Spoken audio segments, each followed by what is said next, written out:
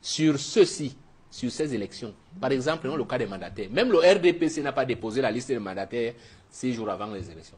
Vous avez fait, M. Bidjima, je vous donne ma parole. Oui. Vous pouvez me montrer la copie de la lettre? Mais attendez. Pour montrer la copie de la lettre. Parce que moi, j'ai eu vos mandataires. J'ai eu vos mandataires qui sont arrivés dans les bureaux. Le président voulait chasser. Non, c'est pas vrai. Je vous dis la vérité. Je vous cite le centre. Je vous cite le centre. Vous parlez de C. Moi, j'étais à Yaoundé, à Bafoussam. Je vous cite le centre. Au même moment à Yaoundé, à Bafoussam. Il faut laisser cette imposture-là. Ce n'est pas ça. J'ai des gens. Je ne veux pas. J'ai des gens partout. Le Cameroun a été couvert. Non. Le Cameroun a été couvert dans les 10 régions. Sur plus de 160 arrondissements. J'avais des gens dans toutes ces régions. Et je peux vous dire, par exemple, que la grande majorité des partis qui a eu des mandataires ne sont que 3. Je dis oui, le RDPC était en tête. Il y avait le PCRN, il y avait le FNNC. Il y avait des bureaux, il n'y avait que les deux d'ailleurs. RDPC et FNC. Je peux vous le dire. Je dis, il y a des bureaux, même à Yaoundé, où il n'y avait que 2 mandataires. Le mandataire du RDPC et le mandataire. Non, M. Bidjima, je peux vous donner les chiffres. À Yaoundé, là, je prends à la chambre d'agriculture. Dans les 2 bureaux, il n'y avait que les 2. À l'école, le parc Répiquet, dans certains bureaux, il n'y avait même personne, sauf le RDPC. À Mantan Collège, pareil. Je vous dis, si vous voulez vous appeler, vous vérifiez. C'est pas vrai. Ok. Alors, maintenant, je m'en vais sortir par là. Je dis, le Cameroun vient de donner une leçon de démocratie malgré les difficultés au monde entier. Et donc, le peuple camerounais a resté dans cette dynamique. Peu importe la fin. Moi, je redis ici que peu importe la fin. C'est-à-dire que, comme au foot, j'aime bien ce cas. La chambre d'homologation peut décider ce que les Camerounais pensent ne pas être vrai. Mais s'il y a la clarté, s'il y a un minimum de clarté, je vous assure que tout sera accepté sans implosion. Mais, si dans l'esprit que j'ai vu le développement de mon grand frère au début, on fait croire aux gens que quand tu n'es pas dans un bureau, tu ne peux pas voir les résultats. Ils se trompent, il y a tout ça dans les réseaux sociaux. Les gens n'ont pas eu envie d'être assis des palmiers pour voir les résultats dans les tableaux. Vous ne voulez même dire que ces tableaux-là étaient des tableaux fictifs, que les gars ont filmé et sont allés changer les tableaux au quartier. On a vu, j'ai dit, il y a les PV du départementaux qui circulent là. Mungo, comment les résultats de Djibombari peuvent arriver 3 jours avec le retard. Djibombari là en Kongsamba, c'était où? Puisque c'est fini le dimanche dans la nuit. Ils étaient où avec les PV? Donc n'allez pas faire croire aux Camerounais qu'elles sont compliquées. Elle est quand même mis en place un processus qui était d'une célérité sans nul pareil. On reviendra sur le cas de l'ECAM tout à l'heure, sur le bon et les mauvais points, dans la suite de cette émission. Edmond Kamgia, est-ce qu'on ne peut pas avoir les résultats des élections 48 heures après? On l'a vu sur d'autres cieux, sans attendre le contentieux, sans attendre que l'instance chargée de proclamer les résultats le fasse. Les candidats se sont appelés pour se féliciter. Avant de poser cette question, je voudrais rendre hommage au bâtonnier Yon de Black, qui nous a quittés, qui a tiré sa révérence. Le bâtonnier Yon de Black a été un des pionniers du combat pour la liberté et la démocratie au Cameroun. Je le considère personnellement comme le père du retour au multipartisme au Cameroun. Depuis notamment l'affaire Yon Black, le procès, quand il a été arrêté le 19 février 1990 avec certains compagnons de lutte, pour diverses raisons, parmi lesquelles la volonté, l'intention de vouloir créer une formation politique. Ceux qui avaient été arrêtés avec eux, je pense notamment à Vincent Foucault, je pense à Albert Moukom, Anissé Kane et bien d'autres. Ils avaient été jugés et condamnés. Il y avait également Jean-Michel Técan, qui avait été condamné par exemple. Sa condamnation était ferme. 5 ans par contumace, Jean-Michel Técan, de regretter mémoire. Je pense Anissé Kane 4 ans, lui-même, Yon Black 3 ans. Donc ce sont des gens qui ont posé les jalons, n'est-ce pas, les jalons qui allaient permettre qu'on retourne au multipartisme. Parce qu'on a connu le multipartisme, il faut le dire, avant l'indépendance. Mais malheureusement, lorsque l'UNC est né, en septembre 1966, de la fusion de formations politiques francophones et anglophones, et jusqu'aux années 1990, c'était un parti unique de fait. Et Yon Black, juriste, légaliste qu'il était, il estimait que on peut, avec la constitution qu'on avait, de 72, créer une autre formation politique. Parce que l'article 3, qu'il ne faut pas changer, de la constitution actuelle, dit que les partis et formations politiques concourent à l'expression du suffrage. Donc je voudrais lui rendre ce vibrant hommage, ainsi qu'à tous ceux qui, avec lui, ont lutté pour que le Cameroun soit un pays démocratique, qui ne l'est pas encore. Mais au moins, il y a quelques avancées que certains membres du gouvernement actuel veulent ramener 50 ans encore en arrière. Ça, c'était pour l'hommage. Pour la question que vous m'avez posée, oui, dans certains pays africains, on donne les résultats, comme en Europe, comme en France, pratiquement.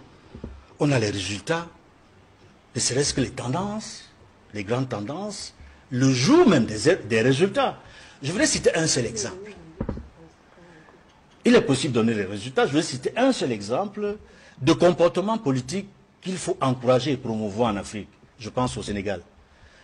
À l'époque, quand le président Abdou Diouf était encore en fonction, lorsqu'il a perdu les élections face à Abdoulaye Wade, il n'a pas attendu que l'institution habilitée à proclamer les résultats le fasse. Il a fait appeler Abdoulaye Wade et l'a félicité. Ça, c'était le jour même des élections.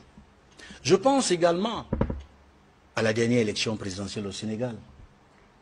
Lorsque Diomaye Faye a remporté les élections, Macky Sall, le président sortant, qui n'était pas candidat, et qui avait un dauphin qui a perdu les élections, a appelé Diomaye Faye, ainsi que le dauphin a également appelé Diomaye Faye pour le féliciter. Avant la proclamation des résultats. Il l'avait déjà félicité. Ça, c'est des comportements qu'on voit très souvent ailleurs, en Europe, peut-être aux États-Unis également, mais qu'on n'a pas l'habitude de voir en Afrique. Il faudrait que les bons exemples comme ceux du Sénégal se multiplient. C'est la raison pour laquelle il me semble que lors de la première sortie d'Issa Tiroma, il a dit qu'il y a quelque chose qu'il attend du président candidat RDPC, président sortant, qu'il le félicite. On va revenir sur le sujet après. Mais à ce sujet, justement, Edmond, beaucoup accusent l'UMINAT, il faut l'indiquer de façon claire. L'UMINAT indique que le comportement d'Issa Tiroma Bakary, qui a déclaré dans la nuit de lundi à mardi, dans une vidéo qui est devenue virale, qu'il a remporté l'élection présidentielle, est une attitude irréprochable et condamnable, et que de ce point de vue, il va subir la rigueur de la loi. Vous savez, nous sommes habitués aux sorties du MINAT, qui sont très souvent controversées, qui suscitent la polémique ici et ailleurs. La loi existe, oui. La loi dit au plus tard, 15 jours après le scrutin. Il est possible que le Conseil constitutionnel proclame les résultats, même avant les 15 jours, parce que c'est au plus tard le 15 jours. Mais avant cela, il y a deux institutions appelées à jouer un rôle majeur pendant les élections, et l'ECAM et ensuite le Conseil constitutionnel. Et l'ECAM qui a sélectionné les candidats, qui a rendu public la liste des candidats, ensuite le Conseil constitutionnel qui a validé le processus mis en place et qui a sélectionné définitivement les candidats. Et chacune des deux institutions a un rôle à jouer pendant ce moment phare, important du processus électoral. Nous nous serions attendus que l'ECAM, qui est l'organe indépendant de par la loi, organe indépendant d'organisation, de gestion et de supervision des élections au Cameroun, joue le rôle que beaucoup attendent. C'est-à-dire que l'ECAM, qui est l'institution qui a organisé de bout en bout l'événement sur le plan matériel, qui est présent chaque fois qu'il y a élection dans tous les bureaux de vote. Et l'ECAM a été présent dans les 31 653 bureaux de vote. Cette institution a eu les résultats au lendemain, non, le jour même après le dépouillement, et après que chaque bureau de vote a eu à proclamer, à annoncer, à rendre public, l'expression c'est rendre public le résultat sorti dans l'urne dans chaque bureau de vote. Donc à partir de ce moment, article 113, immédiatement après le dépouillement, le résultat est rendu public immédiatement dans chaque bureau de vote. Donc, et les CAM, comme les partis représentés, ont chacun, à travers le PV dans chaque bureau de vote, les résultats.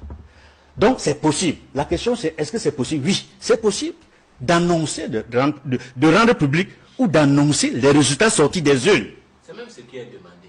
C'est possible, oui. Comme quand il rend la liste des candidats à l'élection. Et après, le Conseil peut rejeter. On n'a pas dit que quand ils vont annoncer ça, c'est ça le résultat. C'est-à-dire que dans l'esprit de la loi, Oui. c'est la même chose. Et les CAM devraient à la fin dire que voici les résultats sortis des urnes.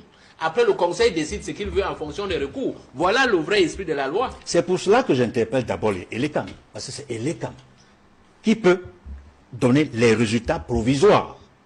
Parce que les résultats définitifs sont les résultats qui seront proclamés par le Conseil constitutionnel. Mais ELECAM peut donner les résultats provisoires parce qu'il les a mieux que tout le monde.